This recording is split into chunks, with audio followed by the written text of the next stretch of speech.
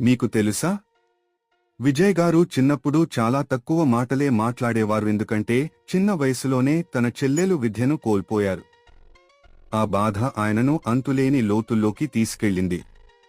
ఆ చిన్న వయసులోనే డిప్రెషన్ను ఎదుర్కొన్న విజయ్ ఆ బాధను బలంగా మార్చుకున్నాడు. ఆయన చిరునవ్వు వెనుక ఎంతో బాధ దాగి ఉంటుంది. మీకు విజయ్ తలపతి ఇష్టమైతే మా ఛానల్ను సబ్స్క్రైబ్ చేయండి, లైక్ చేయండి. వయసు కేవలం 18 ఉన్నప్పుడే తన తొలి ప్రధాన పాత్రలో నటించాడు.